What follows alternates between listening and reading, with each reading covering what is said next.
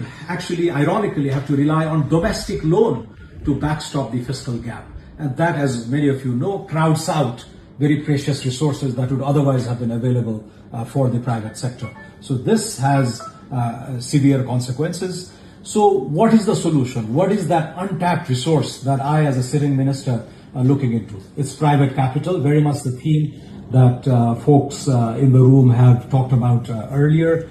How do we unlock the potential of private capital, both domestic and foreign, and especially diaspora to come in and invest and fill this gap, especially when it comes to infrastructure, the crippling deficits that we're seeing in the financing of infrastructure has to be met through private capital and technology transfer. The three core priorities of this new Gen Z-inspired government in Nepal is governance, both at the macro level and the micro level.